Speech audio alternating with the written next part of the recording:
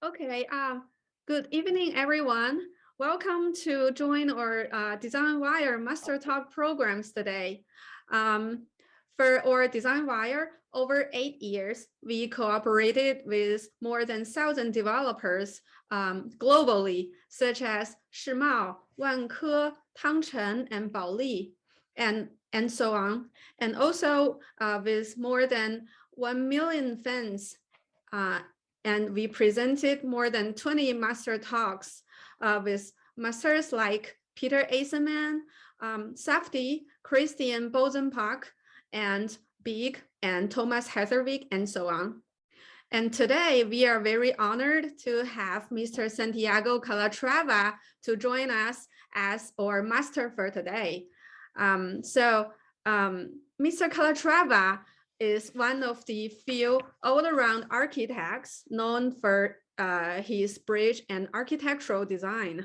His dual identities as an architect and engineer give him an accurate control of the balance between structure and architectural aesthetics. So he perfectly combines the engineer's rationality with art's romance, forming an unique architectural language with movement, force, and bionic. Through his understanding and application of technology, he has indeed pushed the structural beauty to a new milestone. So now let's welcome our master today, Mr. Santiago Calatrava. Hello, Mr. Calatrava. Yes, thank you very much for inviting me. Thank you. I am very honored to be part of your program. We are very glad to have you today. And we are really looking forward for the most inspirational night tonight. So now let's start our talk for today. At first, I would like to talk about the Milwaukee Art Museum. The Milwaukee Art Museum, the shape of the building is like a seabird with wings outstretched. Mr. Calatrava used the mechanical transmission to make the shade. Shutters like the feathers on the birds. It slowly opens and closes with the sunlight, very magnificent and extraordinary. So, Mr. Calatrava, could you please share the project with us?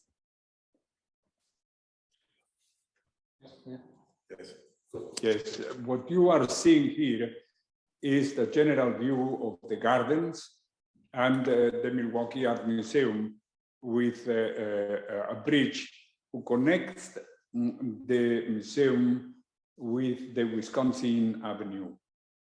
First of all, it's very important to understand the building as a kind of a city-related intervention, because the gardens was not there, and even this connection didn't exist with the lake. So what we try to do, first of all, is to bring the people from the city to the new extension, and also approach with the new extension the people of the city of Milwaukee to the lake. Then we wanted also to create a kind of landmark parallel to the Saarinen original museum, just one block apart, so that the one and the other speak with each other, and in a way, you see, they create and they reinforce the image of each one of them. That is very important, because it's not only a building who has a shape and has represent a certain type of formal intervention in the architecture, but is also very much related to the city and to the understanding of the city, and to introduce also improvements in the way how the people read the connection city, lake, park, and museum. One of the characteristics of the museum is this moving roof, which was thought as a kind of brise soleil to control the light inside the main hall of the museum. and has become now a kind of symbol of the museum itself, with the idea of the dynamic movement, and every second hour is opening and closing because people ask for it. And this is already now almost 20 years old, and has been working in a day-by-day basis, and became a kind of the visible sign of the museum, in which architecture joins very close the expression of an sculpture.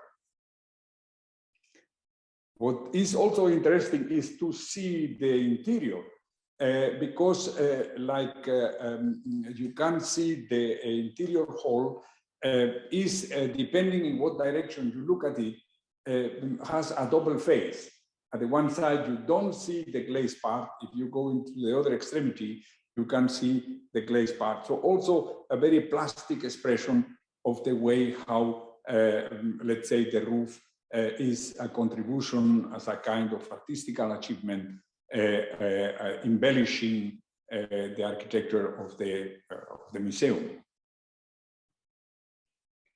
Indeed, this hall that you see here is used not only for museum's proposals, but also the weekends and Saturday, Sunday in the morning, particularly, is used for public events. People can rent it, which it makes also the museum very embedded and very close to the everyday life of the city. Even weddings get celebrated there, you see. So it is, I mean, is this what a museum should be? A museum is not only a place in which you have art, but it's also a place in which the people can enjoy architecture and art in an everyday way. On the both sides, we have two gallerias linking with the original museum, or the first, because we are an extension of the Saarinen and David Keller extension. And those are conceived like a structural art, parts of the overall structure, roofing the gallerias, and became corridors in which also, as you can see, sculpture can be exhibited. Here, a view of the roof in a close position. The purlins are done in very tiny steel, something like 4 millimeters thick. They're rather light in relation to the span they have, and they are moved by hydraulic jacks, who permit the movement in a very secure and soft way and coordinated way on both sides. Here you see also a view of some details, how the roof, when it is open, looks up in terms of the axis holding one of the wings. And here the shape of the roof open, which, like I said before, became the real sign of the new extension of the museum, together with the passerelle linking it to the Wisconsin Avenue and the park, and linking also the city with the museum, and creating an efficient way to make present the museum in the city, not only through the shape, but also through the easy accessibility. Here is also a view of one of those wings. The overall span from tip to tip of the wings is around 70 meters, so around 210, 220 feet. So it's quite an important span, managed by using these whole boxes, who are at the ribs and hold in the longitudinal axis moved by jacks.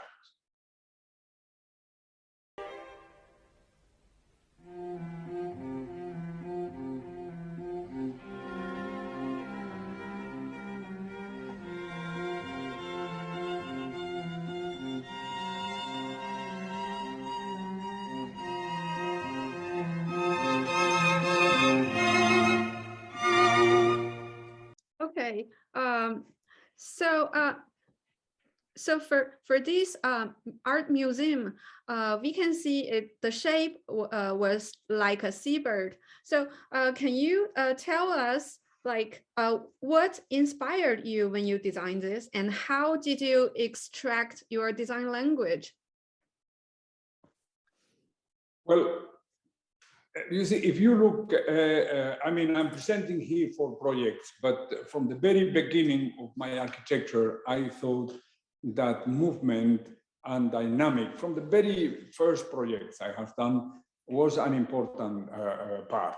I mean, it's a kind of contribution to the idea that we are in a technological possibility of making movable parts in our building. That's very important, isn't it? We have understood from classical periods in many cultures the architecture as an static element.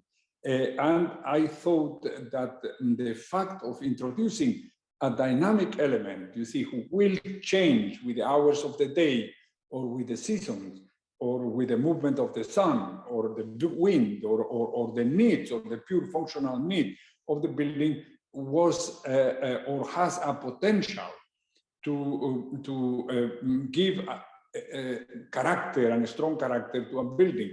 I think Milwaukee is a good example. It's a good example, nevertheless, because it's working 20 years without any difficulties, and functionally has been behaving very correctly, and from the point of view of the maintenance also, and has become the icon, isn't it? The fact of the movement, this metamorphosis, this change of form, has been an element, a basic element of the conception of the architecture. Now, where can we go the inspiration? Very easy. We can get the inspiration from the flowers. You see the cactus who open and close, the many flowers now in this season of the day. You know, here in Zurich, it's fantastic to see those flowers who are from one day to another changing, and the whole tree becomes a blossom. But not only that, you know, the animals. You see the fact that the movement is part of the nature, even in the through the change of the season. Even the sea is moving. So it's a very natural way to understand movement, who inspired me to bring it through mechanical solutions into the architecture. So we can see the movement for the buildings, for the wings, are very stunning, and everyone was amazed by this. And also the flying wings makes this this building so vibrant.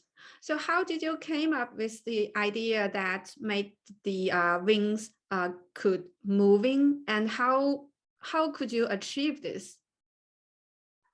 Look, you see, I mean, if you look at our everyday, we go into a building and go into an elevator, and then through the motors, the cables, or the hydraulic, we get maybe 20, 30, 50, 100 floors up. I mean, it's incredible, but it is something that we do in our cities in an everyday life.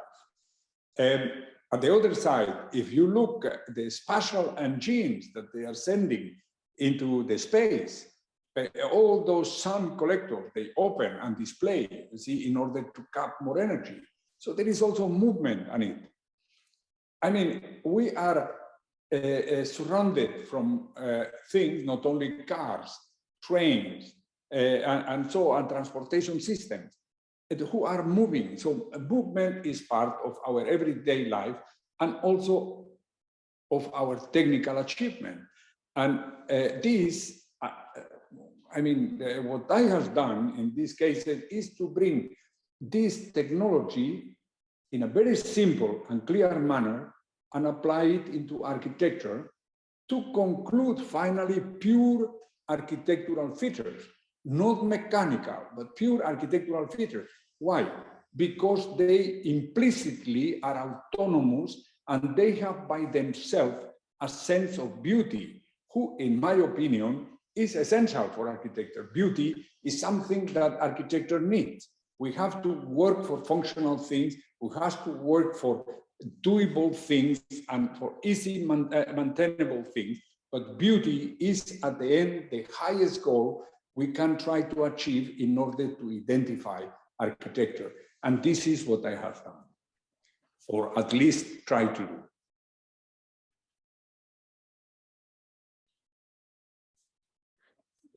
So for this building, it is very beautiful and very iconic, with no doubts. But as an art museum in Milwaukee, we are kind of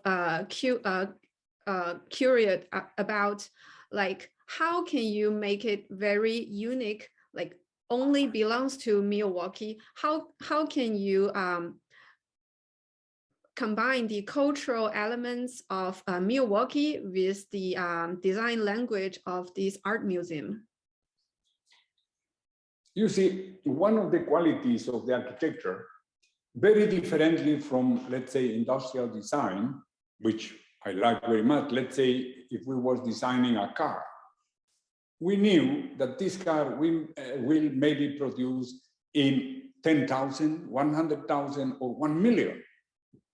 And then it's a way, you see, of do a beautiful tool, but you see, we know it has to be serial. Architecture has the quality of the uniqueness. Architecture can be unique because in order to do this particular building, you need these particular people, this particular client, this particular place inside this particular community and culture. And then you can do something unique. And this is an enormous quality.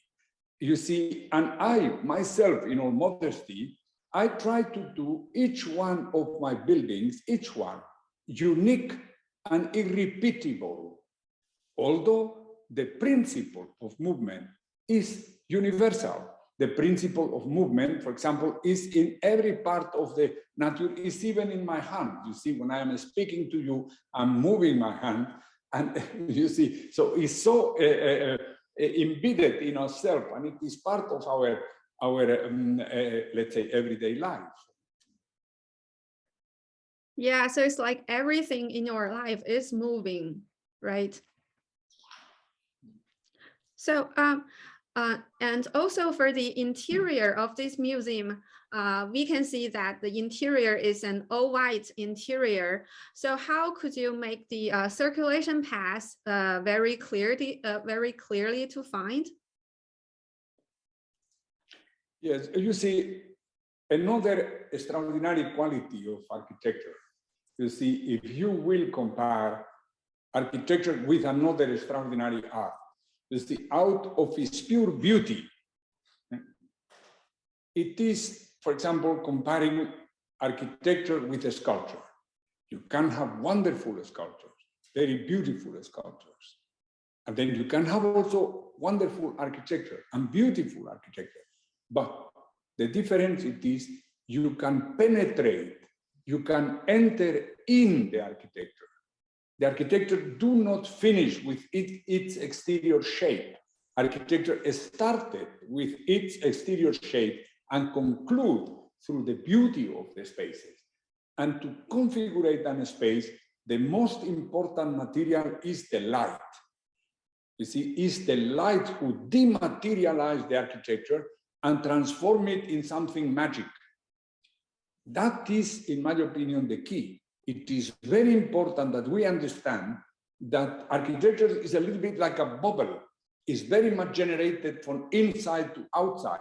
It is the pressure of the interior space who defines the shape, not only the shape you want to give out of the needs of outside, just to create something which is extraordinary. It's also the relation interior-exterior who plays a very important role. Because that we chose the slides showing you the roof and immediately going into the interior space. They are together. The roof moves to control and modulate the light inside. You see, so all has to do with the interior space. Finally, the most immaterial part of the architecture, which is the void, makes it is not so much the material with which you are configuring this void, but it is the void in itself who makes it useful, who makes it beautiful. So space is eventually the highest quality and space defined by the most immaterial material that an architect can use, which it is light.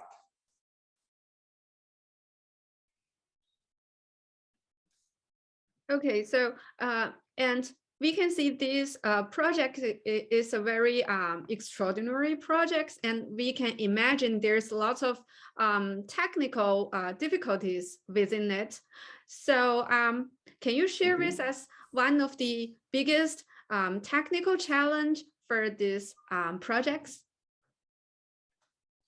Well, eventually, you see, just out of the pure construction, a technical difficulty was that we was building so close to the lake. Now I am speaking as an engineer. You see, and the foundation was done in sedimentary ground out of the lake, the previous shore of the lake. And this brought to a series of very intensive works, you see, in order to do the box for the parking and the just digging around and controlling the water table and all of that. This was a real technical difficulty. The rest, you see, was quite easy to manage. Finally, the building is a 2 floors building. The spans are not overwhelming. And where the span was bigger, we use steel. In other places, we use concrete. We try also to use materials produced all very close to the museum in order to have, at the time, 20 years ago, already a very conscious of the footprint of the building and the ecological aspects, not going very far apart, except the roof, who was for technical needs, and so was fabricated quite far apart and was transported, but the rest was all produced in a very close area around the museum using local providers. And finally, I think the only real difficulty we faced in this case was the fact of the very presence of the lake and the very high water table we have had, and the foundations need to be taken care because they was in a very marshland and difficult ground. Thank you for sharing with us about this Milwaukee Art Museum. And I would like to talk about another projects of you. I believe most of people who watched the TV show, the West World, have seen the scenario that shot on the city of art and science in Valencia. So this complex is a cultural and architectural complex in the city of Valencia, Spain, which is made up of different buildings and structures. And these projects was also an example that shows a good design complex can not only improve the city's cultural level and raise the tourism attraction, but also could improve the city's economic prosperity. So for these projects, could you please tell us more about these projects? Yes, I came to this project through an international competition. I was lucky to win it, and I got engaged there for almost 25 years, which it is also a remarkable thing to work in a project, a very political project, because it was promoted by the local authority, not from Valencia, but from the region of Valencia, very close to the city of Valencia, in terms of decision makers. And it has a very particular, something who fascinated me from the project from the very beginning. It is the fact that it was, at the time when we started, embedded in a very poor area of the city, poor not only in terms of the character of the neighborhood, but also poor in terms of the soil and the state of the ecological state of the surroundings of the river, because we was very close to the harbor. And there was, before, you know, all ancient fabrics of nitrates and other type of installation who has been polluting the end of the river and also the ground. So it was very interesting because it was eventually the poorest area in the city in terms of a balance of neighborhood and also ecological situation of the ground. And the fact is that, and this is a genial gesture of the government, they decide to do a cultural project. So in the poorest area of the city, they decide to do a cultural project. That usually is not the case in other places. They want to put the opera very close to the center. They want to do the museum very close to the center, and the IMAX theaters close to the best part of the city. And here they decide to do that in this place. And I think it was a genial idea because culture has an enormous potential to transform cities. Indeed, with the time, you see, after 30 years since the beginning, the city is connected with the harbor. The area is no more polluted and is one of the most livable and desirable places to live.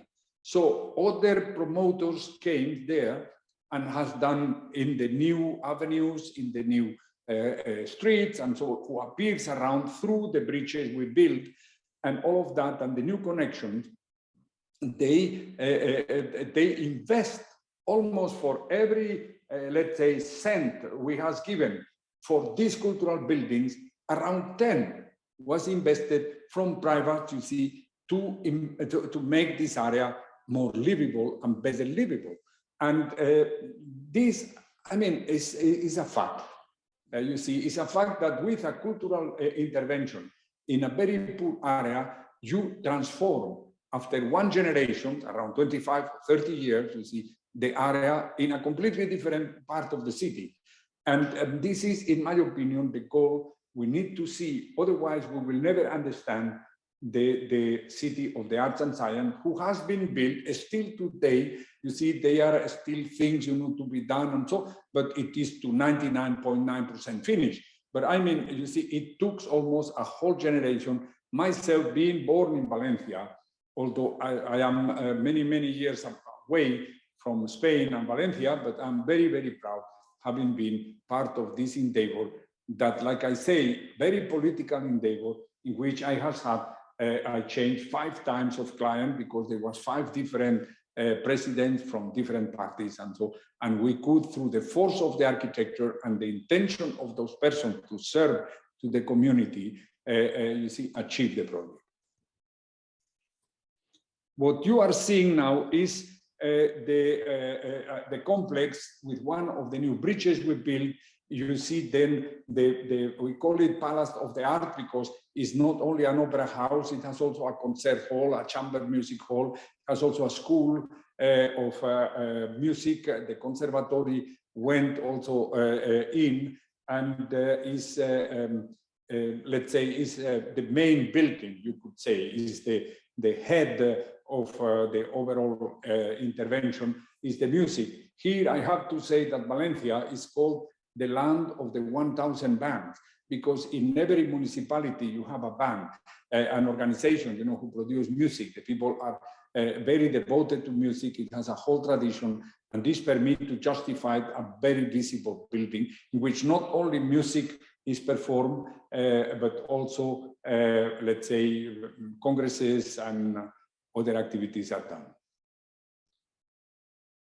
Here you see under the bridge, you see the other two buildings, and then on the left-hand side, you see another bridge, because the connections, creating connections and creating links was also very important.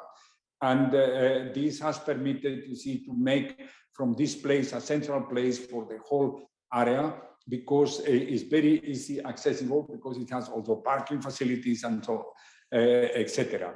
And we load down into the ancient level of the river and use water, big reservoirs of water with a depth of something like 3 feet. You see, not only to create reflecting pools, but also to create a microclimate. That's very important. You see, the city can in the summer became very hot. And effectively, when you go down through the mass of the water, chills in the night, you get a kind of microclimate and make all those promenades, many of them are covered. You see, very interesting, you see, for visiting the City of the Art and Science, let's say almost 24 hours a day, because there is also an area up in the back that we call the Arboretum, in which even, you know, they do music performance late in the evening for young people, etc., etc. This is the second bridge. Is a parabolic shaped bridge. At the time was a uniqueness. It was a unique type of bridge. It's a cable stair bridge, but you see also some of the elements back of the bridge. You see the last building we have done, the so-called Agora, which is an exhibition hall for changing exhibitions. And you see on the left-hand side, the beginning of the museum, or technical museum. Here you see the IMAX theater. The IMAX theater is accessible. Mostly we try to let the ground floor free for the circulation. Everybody can circulate, even enter into the buildings and go across the buildings without having to go into the building. So the access is at the -1, the access to the IMAX theater, and it has the shape of an eye with also a movable element. You know, the element opens and closes and permits like that, you know, to enclose the area, in which also often exhibitions happen, you know, around the IMAX theater. Sometimes they show cars or Formula One there, or motor bicycles, or other type of things, you know. So it's, I mean, one of the desires was, you see, to do open places, isn't it? It is not only a series of buildings, but it's also all of them are accessible without having to pay a ticket. You can go into the gardens of the opera and a music hall, and then you can also go here through or go pass through the main hall of the museum without having to buy a ticket. So it is the desire is to be very transparent. Here you see also how the building appears. You see with open and close, creating an enclosure inside it. Here also you see the reflects very well in the pool. So the pools, they are not only bringing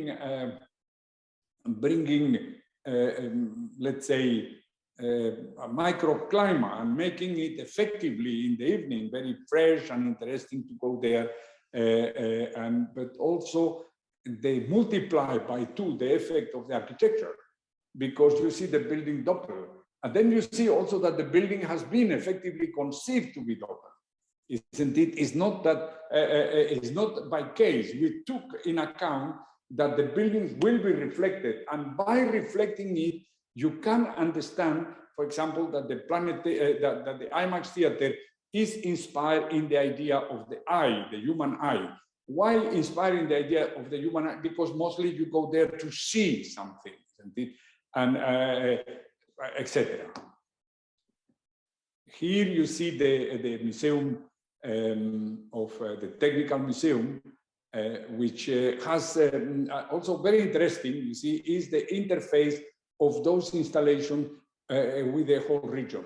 All the schools, for the schools, is mandatory to go once a year there to visit the technical exhibition. They maybe have exhibitions on mineralogy, or on whales, or on fauna, etc., etc.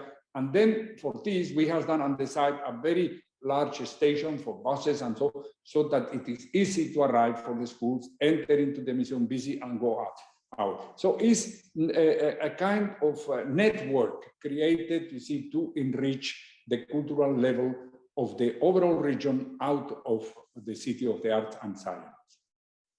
Here you see also this, the main axis, who is going through all the buildings through and delivers roofs, you see also the pools, and the fact that in a processional way, you can promenade from building to building. Signs, I said before, the buildings are open and accessible at the level of the pools, all of them. Here also how you see from outside a part of the complex. They are terraces, there is this arboretum who is covered and create also again some microclimate. I insist, the idea of the climatic passive way to manage the whole complex has been very important, because I knew very well since I'm born there that the summers in Valencia can be hot, isn't it? Particularly the first month of the summer can be very, very hot. September is much more mild, but and because that, you see this idea of microclimate, of the introduction of green, and also roofing the green also with a semi-open roof with the necessary ventilation and passive energy, passive air movement, through the fact that we are eventually diminishing the radiation of the sun inside, something like 30% less than outside. This generates natural convection inside the gardens. And here again, you see the main building. We call it like that because indeed, you know, through the shape and the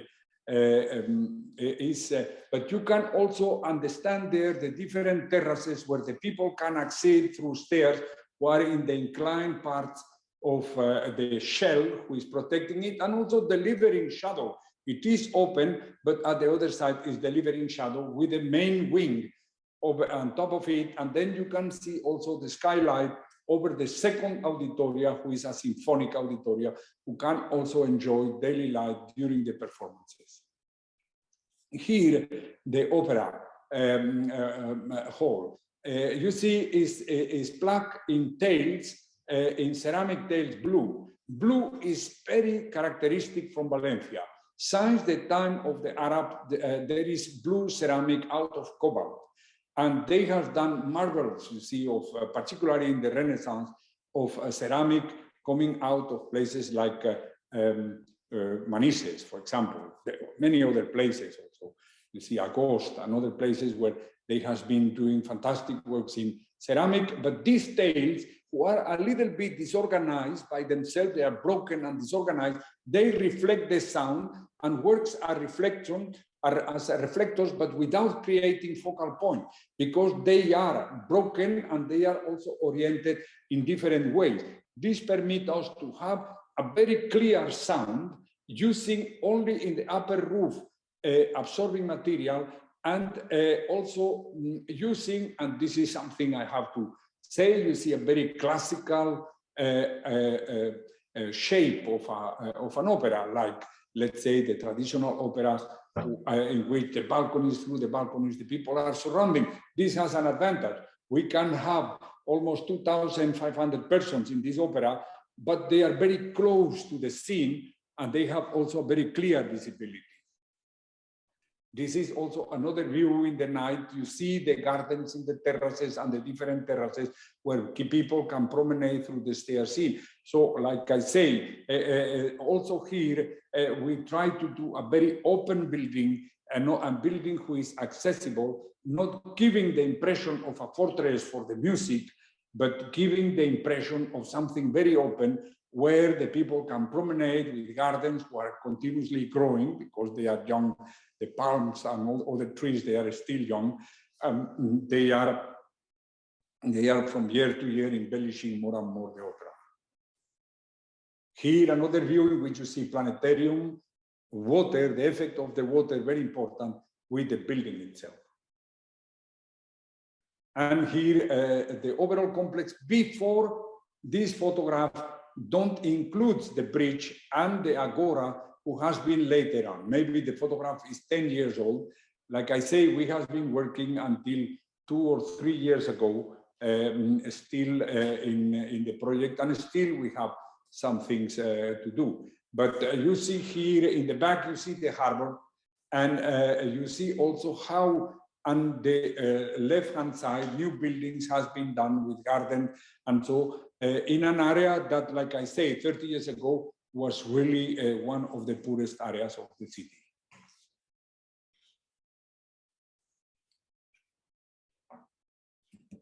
Okay, thank you for your very thorough introduction for this project. Actually, for this project, we have a question that we can see like these different buildings were built in different years and different time period, and also with different functions. So how could you choose these different design languages, and what is the connections between these different languages? Yes, I think, you see, again, I started defining the project as a very much a city-related project, which it is very characteristic of all my projects. You know, they grow out of the idea of the city and the links out of building and city. There was the case in Milwaukee, and it is also here the case. That is very important, to study and understand the city context, and make and allocate the buildings in a way that they serve not only themselves, but also as an entity, the buildings serve the overall community. And through the situation, through the links, through the bridges, through the parks, through the garden, through the open character of them. Now, each one of the buildings out of this common installation, as you very well say, is autonomous, is like a building by itself. Now, what is the common part of them? The material part. They are all done by using concrete, by using steel, by using ceramics, basically. You see, so they are very common materials. We also produce those materials to build the buildings very close to the area, which diminishes enormously the footprint because the transport was easy to do. We have been working out of the local traditions. You see, the relation with water in Valencia, very important because it's a semi-desertic area in which the water economy plays a very important role, and creating a microclimate through water. Then the relation to the materials was, like I say, produced, you see, in the neighborhood, and particularly the relation to ceramics. Ceramics are very, very important in the physiognomy of Valencia. The major part of domes, of churches and all of that, they are covered with blue tails. And you recognize entering in the region of Valencia because the churches are starting having domes who are covered with blue tails. And this, we try to cap not only the craftsmanship was from there, but also this local character. Also the fact of gardens with palms, with cypresses, etc., very common to the area. So in a way, you see, although each one of the buildings is autonomous, has its own shape out of its function and out of the location in the overall context, but at the other side, you see, they have in common a lot of things: the surrounding gardens, the relation between one to each other, one introducing in the next, and so on.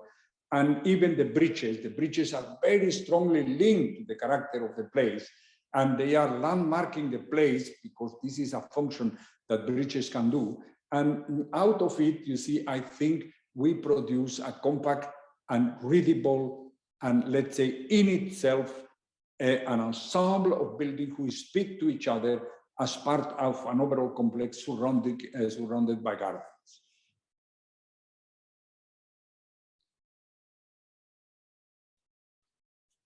Okay, thank you. Thank you very much for your sharing about this inspirational project. And the next one, we would like to talk about the New York, your project in New York, that's the World Trade Center Transportation Hub. I think that one was like most of people, when they passed the new World Trade Center, all of them are very impressed by this project. So it's located on the street level next to the new WTC in New York City. And the transportation hub has become a key point to connect the green spaces surrounded and urban spaces, parks, church squares, and also the World Trade Center Memorial Park. So for these projects, could you share with us the projects in detail? Yes, look, the project in New York is, let's say, among the many projects I have done in my life, is eventually, this was for me at the time, more emotional involving, isn't it? For many reasons, for the fact of the attacks of September 11, and also for the fact that I was just 1 year, you see, in New York, living there with my family, and then I went involved in this project. I mean, this shows also a lot about the American spirit and the American openness, and I think it is important to see in the project, for which we have been working 14 years with the Port Authority of New York and New Jersey. 14 years is quite a lot of time. Still today, we are from time to time still involved for this or that particular question. But I mean, what you are seeing, what you see is the relation between our building and the memorial close to it. In a way, you see, we wanted to express with our building a sense of hope, a sense of opening towards up. You see, when the memorial shows the sense in a very beautiful way, by the way, and very genial way, you see the sense of sorrow with the water falling down. So there is a lot of formal relation who links our intervention to the expression of, let's say, in our case, of hope and faith in the future.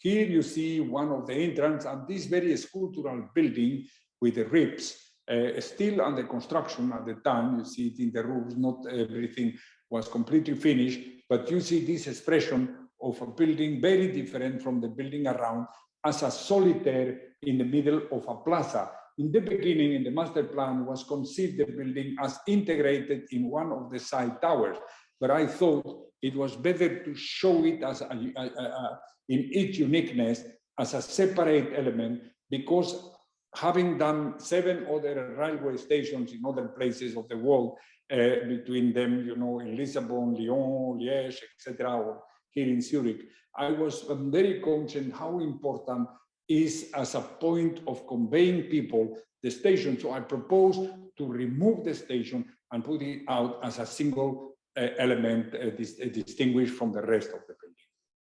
Here you see some of the effect.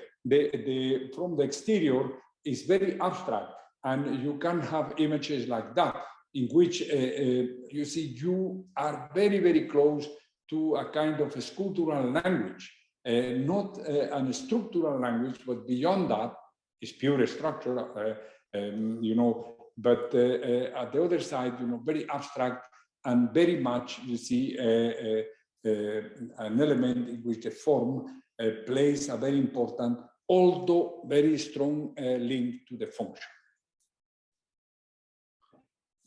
This is also another particularity of the building itself, is the fact that there is a gap of around 80 meters, which it makes 240, 250 feet.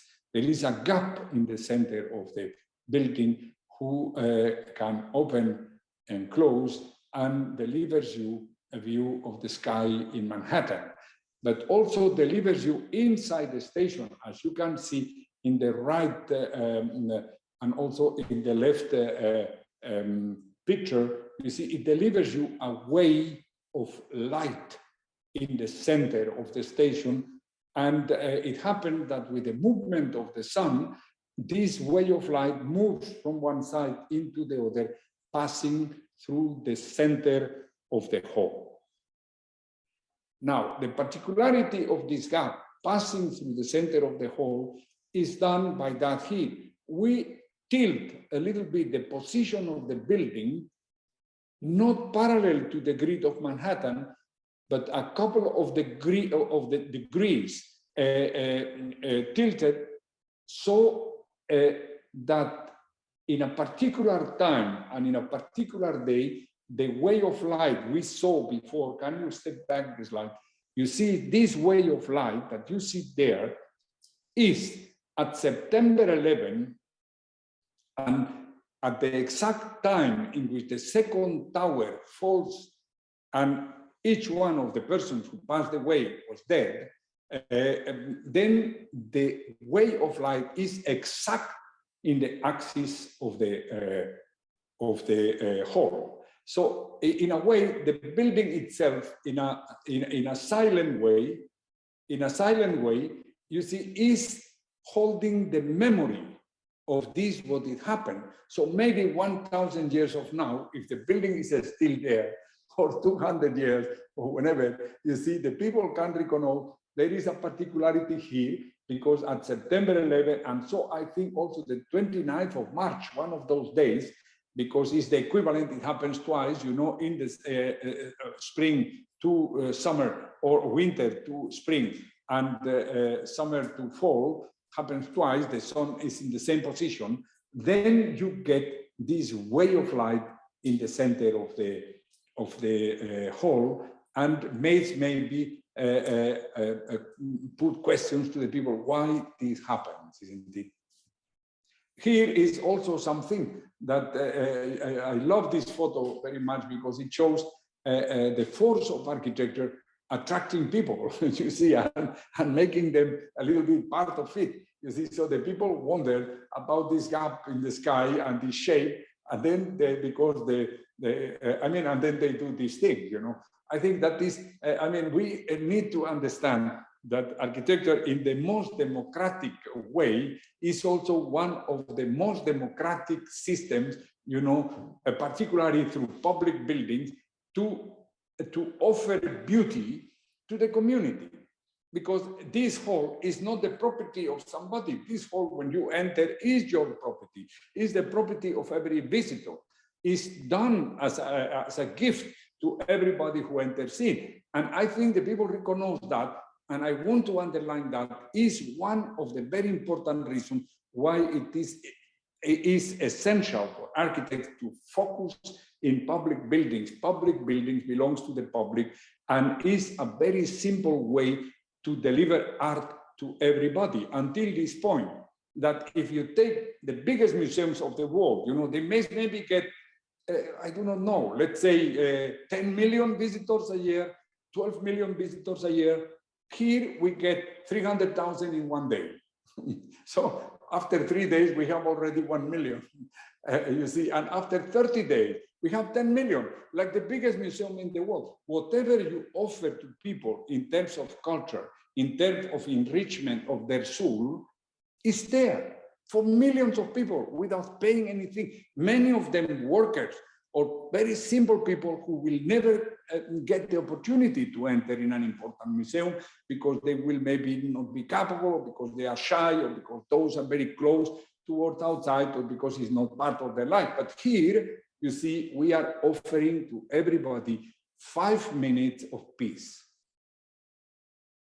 Here you see also a view of I showed before this very abstract way to understand the building, also even there in its transparency, and so we preserve the abstract way of the understanding of the building in a very simple manner, very simple.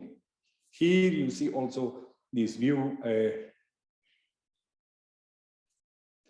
The building has been realized, of course, you see, as many other buildings are done in steel.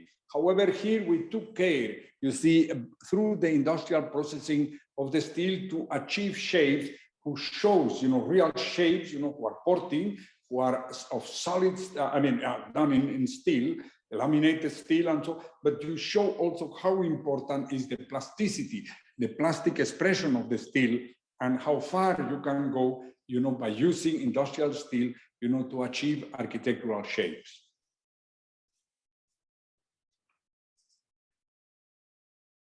Here also very important see that the station is not only this hall. The station, we call it a station, but it is also the basement of all the rest of the buildings around, with parkings, with bus entrings, with car screening areas, with etc. etc. It's a very, very complex system that we have achieved in the overall budget we have had at the time. So I want here to let very clear that the idea that the cost of the building is only related to the station is absolutely wrong.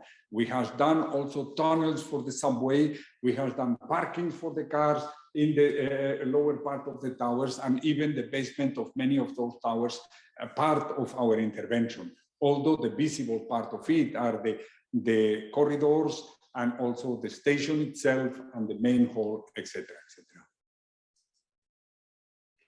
Here again, you see the gesture of the station is very indirectly, very related to the memorial.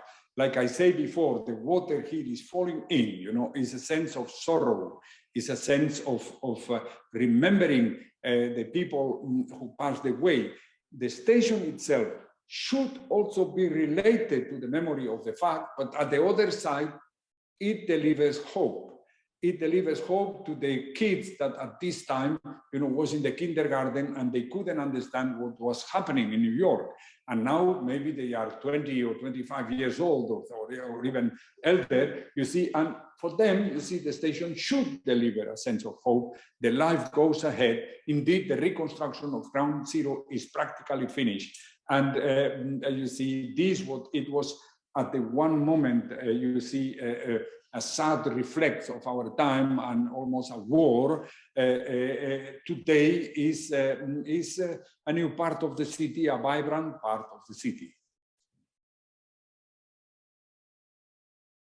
Here also, you see the station from the top, very important. Why the roof in the station was significant for me?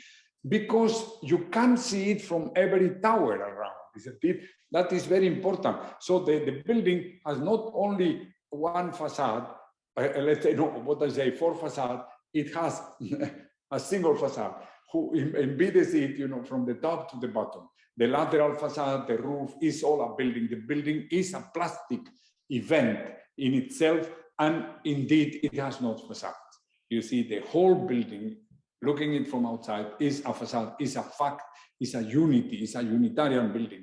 Then you see in the red circle, we was distinguished, winning also the competition for a small but important building because it's the only sacred building in Ground Zero. It's the Greek Orthodox Church, who was also destroyed when one of the towers fell apart. Here you see very briefly and very short, what I would like to emphasize about the Greek Orthodox Church is that it's a very tiny monument, but allocated almost in a residual place at the time, in top of the car screening, the entry for cars.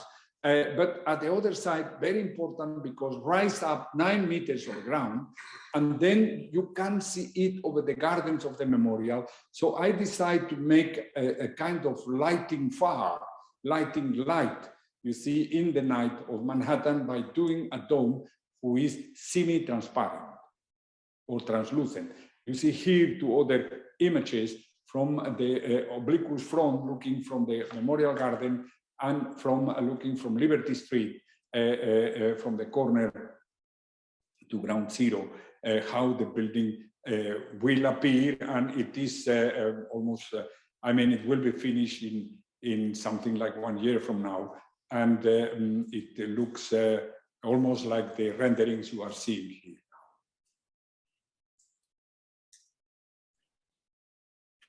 Okay, so as the station next to the World Trade Center, we know it's the location for this project is very unique. It's unique for the United States, unique for the New York City, and also unique for the whole world. Could you share with us, like, what kind of experience you want to you want your users to have. During your introduction for the projects, we know that maybe you want to create the very friendly, comfort experience for all of the visitors. But you also, the building also creates an monumentally feeling for all of the visitors. So do you think monumentally feeling is opposite with the comfort and friendly to the users? Yeah, look, the word, you use the word monumental twice. You see, monumental or monument derivates in English out of a Latin word, a Latin old word, 2000 years old, who is mementum, who means memory. So monumental is something done to remain in the memory of people or to celebrate the memory from something. So you have right. The building is monumental because, as I define, I want also that the building in itself embodies the memory of September 11th. But in itself is not written nowhere, but the orientation of the building and the movement of the sun and the way of light down makes unmistakably this building related to the fact of September 11th. So you have right when you use the word monumental. The second part is that I say also, I would like a building who delivers you a sense of hope. It's very important. The white, the opening, you see, like the wings of a dove, of a peace dove. You see, the people has to, the new generation has to look in the building something optimistic, something looking towards the future, something who say, we believe on your time. Very important, very important. And also, finally, for whom or what person I have done this station, I have to say that publicly. For me, the person I have had in mind is the simple worker who is working in Manhattan, doing a very humble work, maybe cleaning windows or working in a restaurant, in the kitchen or something like that, take the train to go to New Jersey, you see, because he has there a room or a very humble home. For him is done. This building is telling here in New York, you are a very important person. And this building is here for you. The 5 or 10 minutes you spend here, you see, this building has been done for you. This doesn't matter, you know, to the fact that the very best shops, the very best brands are also integrated into the building. It's a building for everybody. You know, there are restaurants, there are cafes, there are also shops. You can, like I say, the very best, the top brands of New York, they are also present there. But for me, it was very important, this very single person. You understand that? Because as I say, I think public buildings should be beautiful to honor the people, the 100, the 1,000, the 100,000, the million who use them every day. So as a project, as a building that people use every day, and also as a very beautiful all white building is the all white interior. Sometimes we were worried about will we lost the direction in this very white interior. So how could you make this all white interior easily to navigate? Well, you see, I want also to become personal with that here. You see, and I tell you something, I have built 7 very large railway stations. I started here in Zurich. I also collaborate in the station of Lucerne, but I built in Lyon, in Liège, in Lisbon. Now we are building in Mons. I built also in Regional Emilia in the high-speed line in New York, etc. So I'm very familiar with those kind of installations.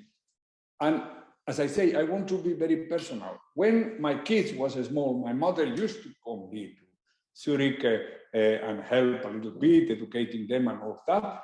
And then he went back to Spain. And so I always tell me, I have to design a station where a person like my mother can find easy the way. And that is very, very important, isn't it? Orientation is fundamental in a station. Orientation has to do with comfort for the people. You see, when you find easy your way, you feel comfortable. But also is fundamental for security. And security and safety in ground zero was, and it is even today, very important. You see, like, just remember what happens in Atocha, you see, in Madrid, a couple of years after we have started the work, you know, there was a bomb exploding inside the station or the tube in London. You see, so you can have this kind of accident and wherever in the world. So orientation is also very important for security. These are the two most important reasons why clarity of lines, easy understandings of the way, you see, and seeing where you are going and seeing far inside a station are fundamental, because the comfort of the use of the station depends on it, and also the security of the use of the station depends on it. Yeah, thank you for this sharing with us. And also for the final project, we would like to talk about the UAE Pavilion for the Expo Dubai.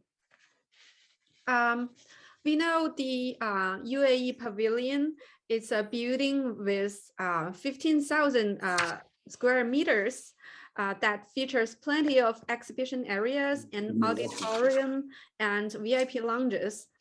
And the project has welcomed about 25 million visitors during the Expo.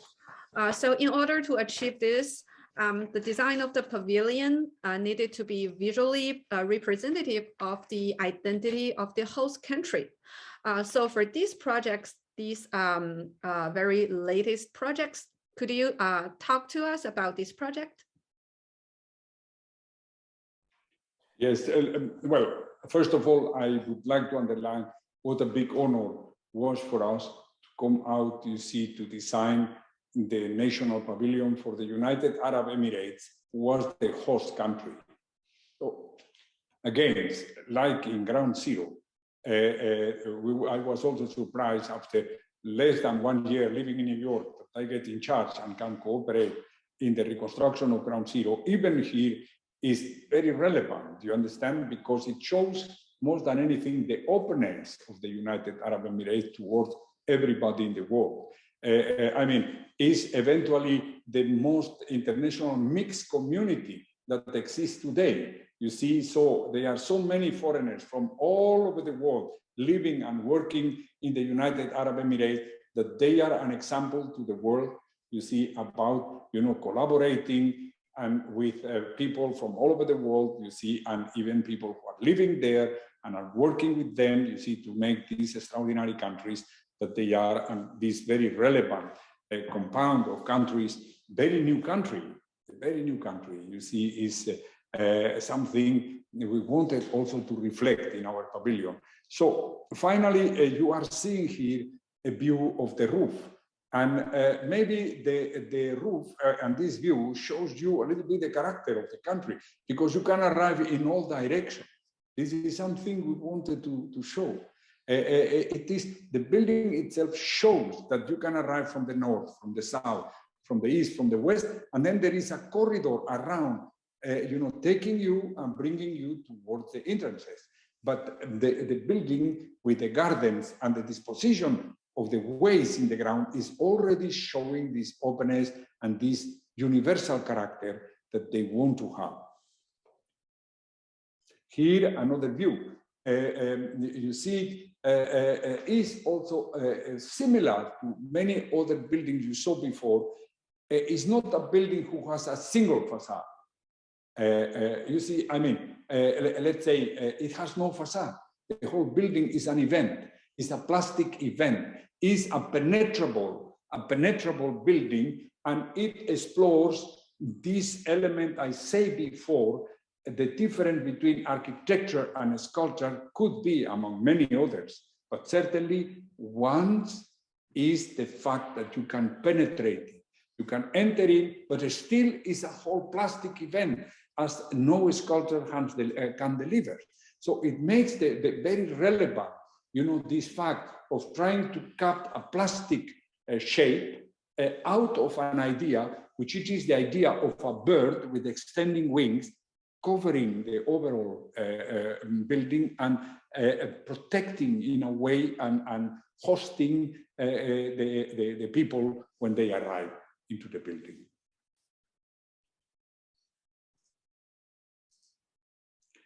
Now, you see, something very important in this building, like in many others we have done, is the question of sustainability. A building like that, with a very particular shape, can be extremely sustainable. In this case, we got lead platinum, which is the highest degree we can get. And still, you know, the building has is not born out of the idea of restricting, but it is born of the idea of trying to solve in the most efficient way, but also taking advantage of the solution to emphasize the plastic character of the building. The wings you see, they can open and close. Under those wings, they are sun collectors. And why we open and close the wings? I tell you, very close to our area, if not in the immediate neighborhood, is the desert, and even sun deserts. And as you see, there is not only sandstorms, but also a lot of sun, sometimes in the atmosphere. And then you see this sun precipitates in places. When those storms come, or a very intensive rains come, bringing a lot of dust, will disturb the efficiency of the panels, those wings close and protect the panels. They open and cap the light and make the photovoltaic work so that the building is practically autonomous. And then you see they are also other things, the use of the material. We thought this material has to be very performant and very light. So we use also carbon fiber. But the carbon fiber was produced in the United Arab Emirates, just maybe 20 kilometers apart of us. You know, it was one of the most important factories worldwide, you see, to produce very large carbon fiber pieces. And we could achieve also a roof with a very new material, but still feeding into the ecological demand that to get lead platinum, you see, you need to have. And these are just remarks. You see also something special in this photo is you see how those wings are not touching the ground. They are floating. They are stopping, let's say, 2 feet of the ground, and then creating this kind of areas around the building, protected and shadowed by the wings, where all the ways you saw are conveyed. Here, we took a lot of care, also combining elements, you see local elements into the physiognomy of the building. So we create a series of gardens against with water, trying to create a microclimate in the area of the entrances at the level -1 related to the ground level. The people could accede through ramps to that, and using species. All the species we use in the garden are local. All of them, bushes, trees, etc., are local species that we selected carefully, you see, in order to have also a flair of the local gardens and of the sense of the Arab gardens. You know, if for somebody who knows the Alhambra in Spain, you see, you may maybe, I mean, personally, I consider among the most intimate and beautiful gardens in the world. And we wanted, in a way, you know, to reproduce this atmosphere of water, green, and so on, and also bringing the people into a familiar scale before entering into the pavilion. Here you see also some views of those gardens from another point of view, and this area, this lower area, in which you see the reflect of water and the light in the night. Here the interior, very important for us was the fact of having a lot of freedom inside. Finally, you see we have a roof. We will see that in other pictures, that it has is support less. It has a span of the roof itself from 40 by 60 meters, no column, and it has a central oculus who is carrying in transparency the sign of the Expo and letting daily light convey in. Inside, in form of a polyedra, a sophisticated polyedra, who recalls also of the mathematical tradition of the Arab world. We have to understand that the first, after the Greeks and Romans, who reread Euclides and developed geometries out of algebra or algorithm, who bring us to the word algorithmus, or bring us to the words of algebra, was Arabs, isn't it? They eventually, out of India and other traditions, they brought to Europe the flair of the mathematics and the flair of the geometry. So it was necessary to do a very sophisticated polyedra inside, nevertheless to avoid the form of a sphere that I have used in other places, and then make it in its purity almost the heart of the whole installation. Here you see also from out of the auditoria, you discover the pavilion from this point of view, in which the balconies of the upper floor are embracing the whole and letting in a very clear way the game of the geometries, even the geometries of the wings outside, who are all tangent to the central circle. So finally, like I say, you see, like it happens in antique architecture, you see, if it is from India or from Greece, I think at the Parthenon, and also many of the Arab architectures, you see, there is also a possibility of reading the people, the pavilion, out of a mathematical formula, as a kind of mathematical expression. Beauty out of mathematics, beauty out of geometry, beauty also out of plants, of movement and colors and light. But very much, you see, we try to be very precise in terms of delivering a form for somebody who enjoy exact ways to define architecture can be also enjoyable. Here you see also another view from the upper floor looking back, and also the dynamic of all those lines together, you see, towards the center. And so something who has architecture in general is that by being penetrable, you became the center of the particular point of view you have on it. And it is important that every point of view is dynamic and exciting. Here also you see again, you see that through lines embedded in, for example, in this case, under the stairs, even if very close to the people, but you can also have, let's say, a geometrical experience out of a very pure functional element, which it is stairs, you know, to go up and down. Here again, you see in the night the gardens and the roof with the wings closed. I insist, the wings open and closed to protect the photovoltaic or elements who are under them. Here are the wings open. Here closed, here open, or on the way to be open.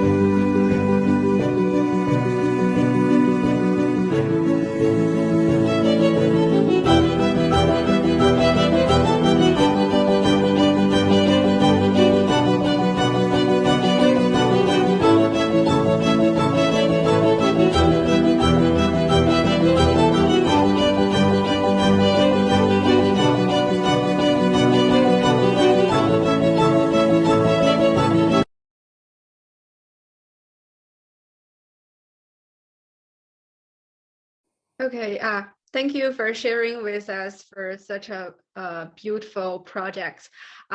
Actually, everyone and also our audience, they are all amazed and surprised by the elegant, pure, and beautiful structure, no matter inside or outside. They are all very surprised by these clean and pure presentation.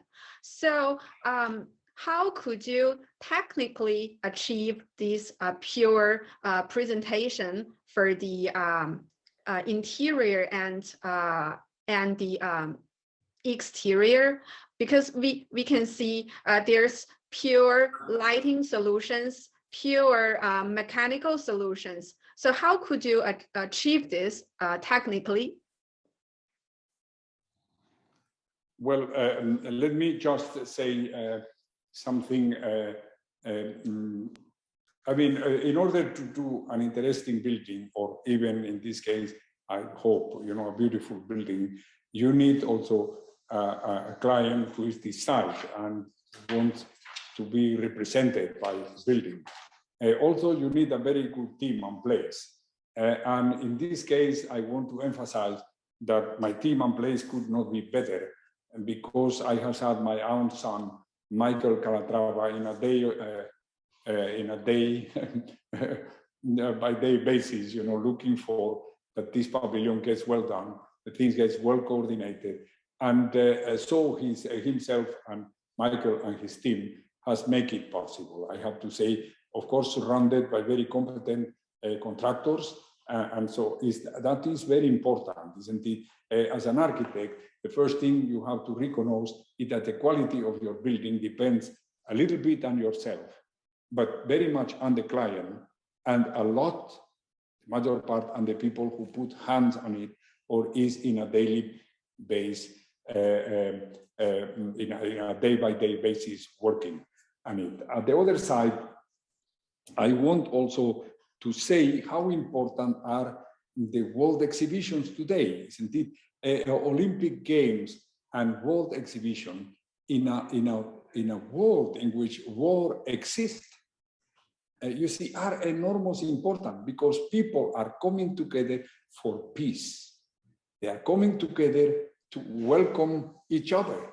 And particularly the world exhibition, who are more than 100 years old, are fundamental. So we are double proud, you see, to having done in this exhibition, you see, the pavilion of the hosting country, but also of the host country, but also because we believe in the spirit of the world exhibition. Now, you see, about the interiors, like I say, a lot of, they reflect very much the quality and the care with which they has been built. And they reflect also the dedication of the team who has been there, you see, in a day-by-day basis, working, making it possible. At the other side, you see the materials, like I say, they are materials fabricated very close to the area, and also very modern, Korean carbon fiber, suspended ceilings done also in synthetics, using synthetic element, and steel and concrete and all recyclable element, and all of that, thinking very much in a question of sustainability. Indeed, as I say, we built the pavilion under and became lead platinum.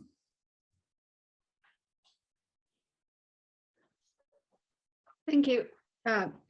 Thank you for sharing so much inspirational information with us. And we really learned a lot during the sharing for your presentation. And also now maybe we have some questions for you. It's not for a specific project, but for the design. So could you tell us, because some people say the emotional architects pays attention to the aesthetics, and the rational architects pays attention to the structure and the engineering. So as an architect who can balance the structure and aesthetics so well, could you please share with us how could you achieve it? like how could you achieve the perfect balancing with the beauty and structure? I think, you see, your question makes a lot of sense, isn't it? And we could speak long about. It is also today a very important question, is the question of aesthetics.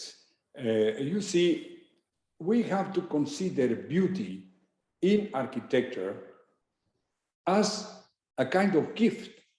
It's an additional part. It comes out of the well-working of the part and the harmony of the part out of a very clear idea. You see, so beauty is like an attribute. And finally, if you look at it like that, you understand that a building can be structural correct. It can be also functional correct. It can be also inside the budget the client wants to pay. But if it is beautiful, then the hand of the architecture, you see, has touched it. You understand? And has made of your gesture and the works of 10, 100, or eventually 1,000 persons has made a piece of art. You see, because the building, beyond being functional and beyond being structural correct, is also delivering you an emotion, is delivering you a sense of, let's say, you are in front of something who rise up of the everyday life and, you see, host you and show you a kind of gift that other people has done to you. Very important, this point also, because architecture survives us. You see, differently from other activities, you see, architecture survives us. You do a building, it remains there for a while. It remains there for the next generation, even for 2, for 3, or more. And it is speaking from us and our relation to the coming generation. So when I go and I stay in Rome in front of the Pantheon, you see, I just venerate and say, thank you very much to the guys who has done this marble that 2,000 years later is still there and deliver us the emotion that human beings can do extraordinary things, isn't it? And this is something that architecture can do. Thank you. Thank you for bringing those beautiful architecture for us. And also here's some questions from our audience.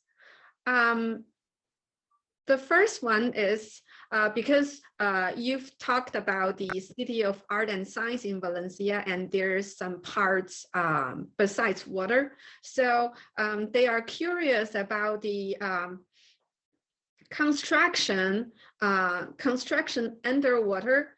Is there any things to is there any things that we should pay attention to or take care of?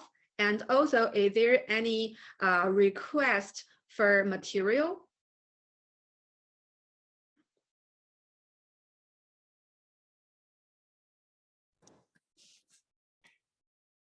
Yes, I mean, now again, speaking as an engineer that I am, you see, today is without any doubt, you know, possible to build deep into the water. You see, you will find that in foundations of bridges. There are some of those foundations who are famous, and you can find even literature about it. For example, the foundations of the caissons of the Brooklyn Bridge in New York, done by Roebling, father and son, with a special pressure, you know, of air inside, etc., etc. It was really very difficult foundations in sandbanks, also in subway lines when they are getting through sandbanks inside the water with a lot of flowing water into the area where you are building, etc., etc. There are many ways, you know, to solve that. There are many techniques, many, I mean, even in ground zero, we have been building until the bedrock, and in certain areas we was 12 meters under the water table, because the water table there is given by the level of the Hudson River, isn't it? And things like that. So it's a very particular way, you see, to excavate and all of that, who is a whole science, needs also, you know, to be helped by knowledgeable people who are knowledgeable about that. But I mean, today the state of the technique is enormous high in order to overcome these type of problems. You see, in many of my buildings, I have been building also under the water table. And for people who are interested, they will find extraordinary literature about, and even some cases, like I say, the foundation of the Brooklyn Bridge, who was a heroic gesture, you know, at the time, and Rablin himself almost died, you see, because he was trying to help to mitigate a fire inside the foundation. So it's almost like an extraordinary achievement, isn't it, in this matter?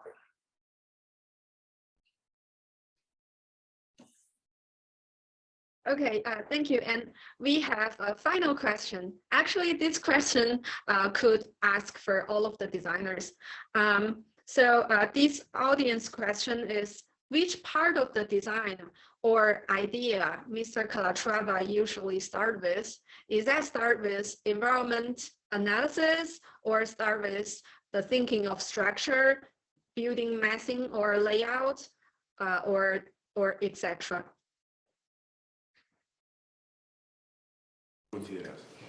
Look, yes, that's I will answer this question again in a very personal manner, because this is the way how I do things. It doesn't mean everybody has to do like that. But one thing very important is to recognize the nature of the place. If I get the opportunity before, because sometimes you see in a competition, if it is very far away, it's difficult to go there and visit the place. And so I mean, you try to imagine it or get part of as much documents as possible, you know, to understand the place.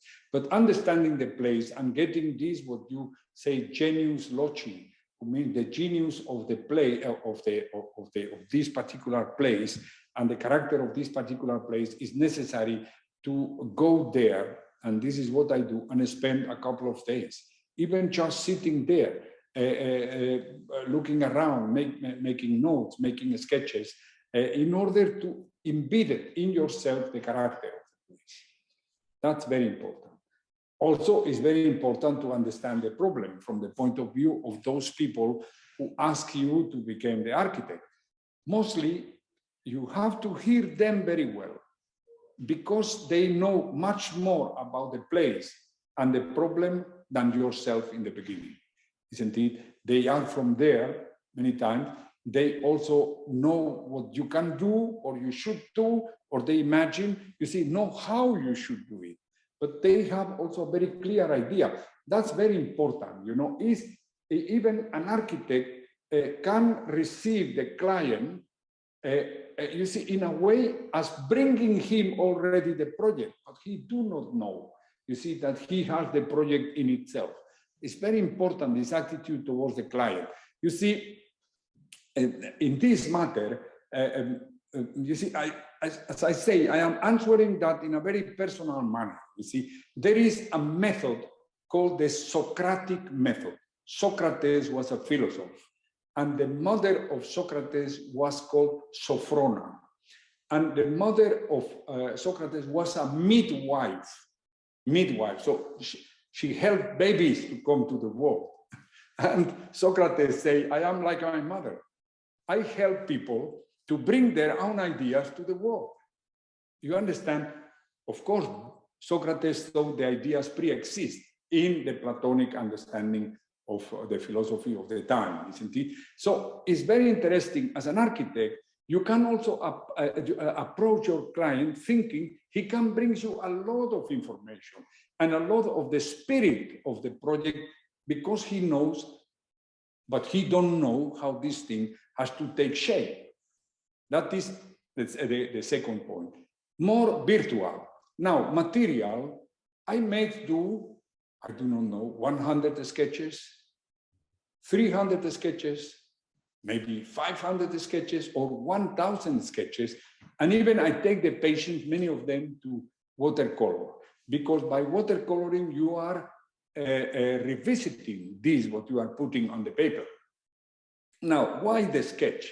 Because between your mind and the reality of something on the paper, the shortest way is that here. You understand? No help, no computer, nothing, just your mind and your hand. Very important, because I believe even today, you see, and I have done thousands of sketches in my life, that the most direct way bringing the ideas of an imaginary space where they are towards the paper as a support is through from your mind to your hand, to the pencil, to the paper. Of course, after that, maybe with models and maybe with rough schemes, you know, how the thing could work. And of course, in the moment in we are getting into the next phase, other elements appear. But finally, you see, we made do just rhetorically a difference between structure, function, and beauty. But indeed, they are a single compound in a single idea. So even the idea of the beauty has to be there from the beginning. Even the idea of a structure has to be there, and the idea of function has to be also there because it's immanent to the architecture. Of course, you know, with the exercise, you get also the freedom to watch to the flowers, to watch to the trees, to watch to the birds, to watch to the clouds, to the atmosphere and all of that, which it is also an enormous source of inspiration. But like I say, you see, is step by step is a quite orthodox way, you see, trying to bring the ideas into paper. Then the more I advance, the more people are working with me. Eventually, in the beginning, there are 2, 3 collaborators who are helping me and already putting things through the computer or by hand on paper, a little bit in a more ordered way, and making attentive, you know, to the limits and to the prescription and restriction that we have to deliver, you see, and all of that, you see. And then at the end, you know, is the whole team in the office who is working, you see, in the most ordered and the most, let's say, in the most diligent way, you know, to conclude the project. At the other side, don't forget the importance of implementing it. It's fundamental, the quality of the people who implement it. They carry at least 60, 70% of the responsibility of the success of your building.